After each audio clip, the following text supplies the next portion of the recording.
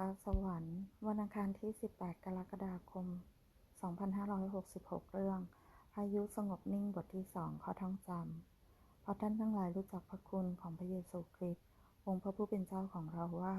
แม้พระองค์มั่งคั่งพระองค์ก็ยังทรงยอมเป็นคนยากจนเพราะเห็นแก่ท่านทั้งหลายเพื่อท่านทั้งหลายจะได้มีเป็นคนมั่งมีเนื่องจากความยากจนของพระองค์2 โครินธ์บทที่ 8 ข้อที่ 9อ่านมาระโกบทที่ 4 ข้อที่ 35 ถึง 41อ่านพระคัมภีร์ใน1 ปีอิสยาห์ 12 ถึง 14 เนื้อหา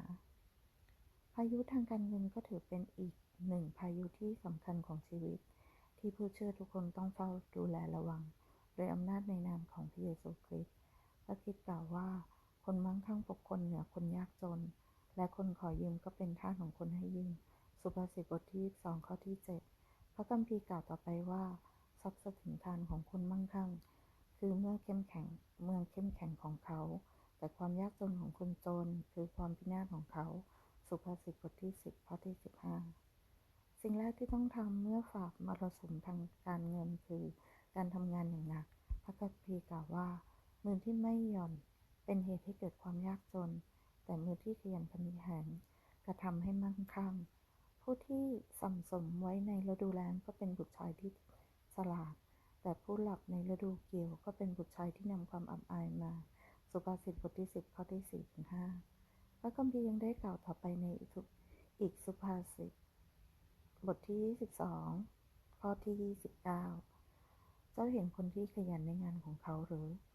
เขาจะได้เข้าเฝ้ากษัตริย์เขาจะไม่ยืนอยู่ต่อหน้าคนต่ำต้อย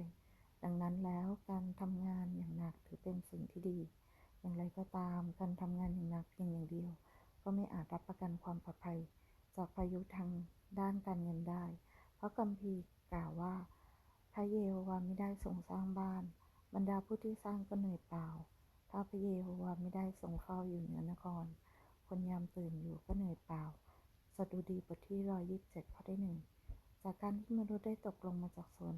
เอเดนทำให้มนุษย์ต้องทำงานโดยการได้รับผลตอบแทนเพียงเล็กน้อยปฐมกาลบทที่ 3 ข้อที่ 17 ถึง 19ดังนั้นคำสาปแห่งความยากจนจึงต้องสลายไป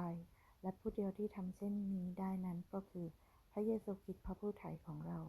หัวข้อท่องจำของเราในวันนี้ได้แสดงให้เห็นแล้วว่าพระเยซูได้ทรงเสียสละทุกสิ่งเพื่อฟื้นฟูมนุษย์ให้มีชีวิตที่มีความสุขเราต้องเผชิญพระองค์เข้ามาในชีวิตเพื่อพายุการเงินทุกลูกที่พัดเข้ามาในชีวิตของเราจะได้สงบลงเราต้องร้องทูลต่อพระเจ้าในนามของพระเยซูคริสต์ผู้ซึ่งทรงมีพระสัญญากับเราว่าสิ่งใดที่เราทูลขอพระบิดาในนามของพระองค์เราจะกระทำสิ่งนั้นยอห์นบทที่ 14 ข้อที่ 14พระองค์ตรัสในมัทธิวบทที่ 7 ข้อที่ 7 ถึง 8ด้วยว่าจงขอแล้วจะได้จงหาแล้วจะพบจงเคาะแล้วจะเปิดให้แก่ท่าน